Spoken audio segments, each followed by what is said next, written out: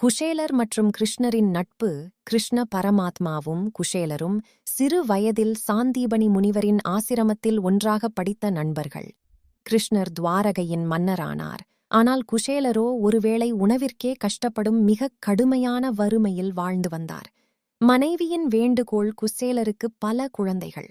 அவர்கள் பசியால் அழுவதைக் கண்ட குசேலரின் மனைவி, உங்கள் நண்பர் கிருஷ்ணர் இப்பொழுது மன்னராக இருக்கிறார், அவரிடம் சென்று உதவி கேட்டால் கண்டிப்பாகச் செய்வார் என்று வேண்டினார்.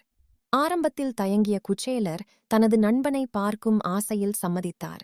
ஒரு பிடி அவல் வெறும் கையோடு நண்பனை பார்க்கக் கூடாது என்பதால் வீட்டிலிருந்த ஒரு பிடி அவலை ஒரு பழைய துணியில் முடிச்சாக கட்டிக்கொண்டு துவாரகைக்குச் சென்றார். அங்கிருந்த காவலர்கள் குசேலரின் கந்தல் உடையை பார்த்து ஏளனம் செய்தனர். ஆனால் கிருஷ்ணர் ஓடி வந்து தனது நண்பனை கட்டிப்பிடித்து வரவேற்றார்.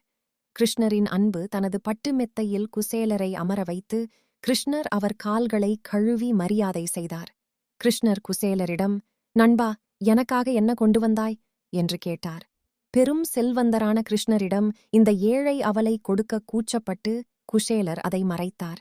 ஆனால் கிருஷ்ணர் அந்த முடிச்சை வலுக்கட்டாயமாக பிடுங்கி, இது எனக்கு அமிர்தம் போன்றது என்று கூறி ஒரு பிடி அவலை எடுத்து வாயில் போட்டார். அவர் ஒரு பிடி அவலை உண்டபோதே குஷேலரின் குடிசை ஒரு மாளிகையாக மாறியது. இரண்டாவது பிடி அவலை கிருஷ்ணர் எடுக்க முயன்றபோது ருக்மணி தேவி அவர் கையை பிடித்தார். அதாவது, 2 பிடிக்கே உலகத்து செல்வங்கள் அனைத்தையும் கொடுத்துவிட்டீர்கள் என்று அர்த்தம். கேட்காமல் கிடைத்த வரம். குசேலர் தனது நண்பனுடன் மகிழ்ச்சியாக பேசிவிட்டு உதவியைப் பற்றி கேட்காமலேயே வீடு திரும்பினார். ஊருக்கு வந்து பார்த்தபோது தன் குடிசை இருந்த இடத்தில் ஒரு பிரம்மாண்டமான அரண்மனை இருப்பதைக் கண்டு திகைத்தார். தனது மனைவியும் குழந்தைகளும் பட்டு ஆடைகளுடன் இருப்பதை பார்த்து இது கிருஷ்ணரின் லீலை என்பதை உணர்ந்து கண்ணீர் மல்க நன்றி கூறினார்.